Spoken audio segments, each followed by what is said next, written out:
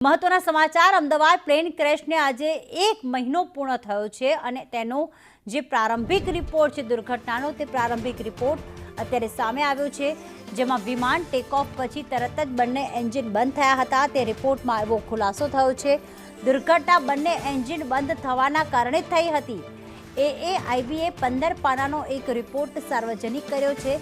જેમાં કોકપિટ જે મળી આવ્યું હતું તે કોકપિટમાં પાયલટના વાતચીતનું રેકોર્ડિંગ પણ મળ્યું છે જેમાં એક પાયલટ કારણ કે એક મુખ્ય પાયલટ હતા બીજા કો પાયલટ હતા જેમાં એક પાયલટે બીજાને એન્જિન બંધ થવા વિશે એવું પૂછ્યું કે તમે એન્જિન બંધ કર્યું છે તો બીજાએ પાયલટે નામાં જવાબ આપ્યો હતો એવું કહ્યું હતું કે નો મેં એન્જિન બંધ નથી કર્યું ટેક ઓફ પછી વિમાનના પાયલટે મેસેજ કર્યો હતો એર ટ્રાફિક કંટ્રોલરને 32 સેકન્ડની અંદર જ એક મેસેજ મળ્યો હતો અને મેડે કોલ મળ્યો હતો મેડે કોલનો કોઈ જવાબ મળ્યો ન હતો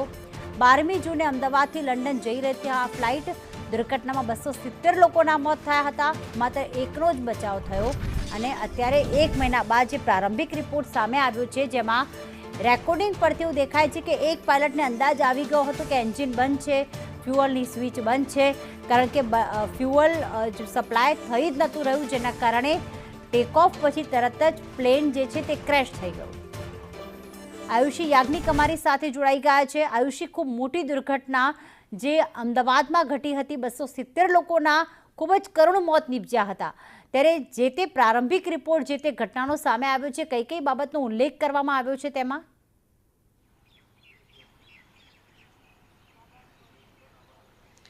બિલકુલ પ્રીતિ આજે એરપ્લેન ક્રેશની ઘટનાને આજે 1 મહિનો પૂર્ણ થઈ ગયો છે અને 1 મહિના બાદ પણ અત્યારે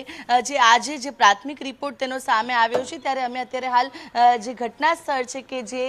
જગ્યાએ આ પ્લેન ક્રેશ થયું હતું તે સ્થળ પર છે 1 મહિના બાદ પણ અત્યારે હાલ અહીંયા એકદમ ખાસ કરીને સન્નાટો જોવા મળી રહ્યો છે કોઈ પણ વ્યક્તિની અવરજવર પર પ્રતિબંધ મૂકવામાં આવી છે જ્યારે જો પ્રાથમિક રિપોર્ટની વાત કરવામાં આવે તો આનો જે પ્રારંભિક જે રિપોર્ટ સામે આવ્યો છે તેમાં વિમાનના ટેક ઓફ પછી તરત તેના બંને એન્જિન બંધ થઈ ગયા હોવાનો આ રિપોર્ટમાં ઉલ્લેખ કરવામાં આવ્યો છે આ દુર્ઘટનામાં બંને એન્જિન જે બંધ થવાના કારણ છે તે અંગે જે તપાસ છે તે કરવામાં આવી રહી છે એએઆઈબીએ જે 15 પાનાનો રિપોર્ટ આપ્યો છે તે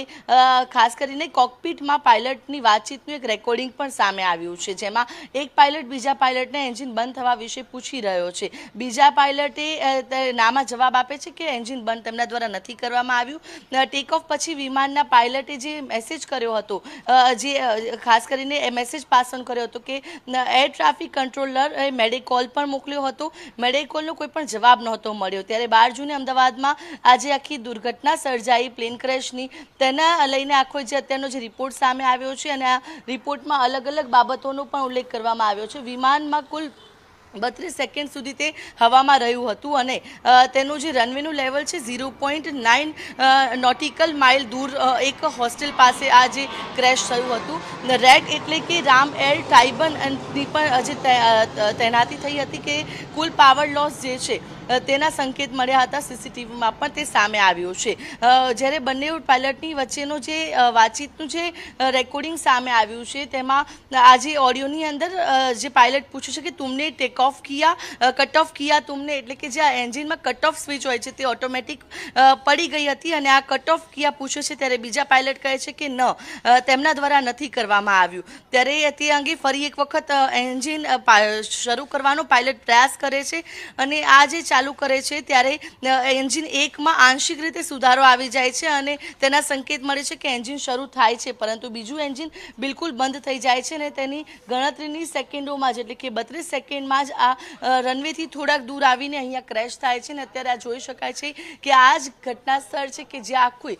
પ્લેન ક્રેશ થયું હતું અને આ અંગે જ્યારે ફ્યુઅલની તપાસણી કરવામાં આવી ત્યારે ફ્યુઅલમાં કોઈ પણ પ્રકારની ક્ષતિ સામે નથી આવી રહી અત્યારે જે આખી પ્રાથમિક તપાસ જે મુદ્દા પર ચાલશે તે જે આ કટ ઓફની જે સ્થિતિ હતી તેને લઈને કરવામાં આવશે એટલે કે આજે પ્રારંભિક રિપોર્ટ આજે સામે આવ્યો છે દુર્ઘટનાને 1 મહિનો થઈ ગયો છે અને 1 મહિના બાદ આજે રિપોર્ટ સામે આવ્યો છે તેમાં તમામ બાબતોને લઈને ઝીણવટભરી જે તપાસ કરવામાં આવી છે પાયલટના રેકોર્ડિંગ પણ સામે આવ્યા છે કોકપિટ અને જે આખી તપાસ જે છે તે કરવામાં આવી છે અને અત્યારે જે આ પ્રાથમિક રિપોર્ટ મુજબ જે આ કટ ઓફ જે છે તેના કારણે આ જે એરપ્લેનની દુર્ઘટના સર્જાઈ એન્જિન બંને બંધ થઈ ગયા તે હાલ આ પ્રારંભિક રિપોર્ટમાં સામે આવી રહ્યું છે. પ્રીતિ, બિલકુલ આભાર આયુષી તમામ વિગતો માટે.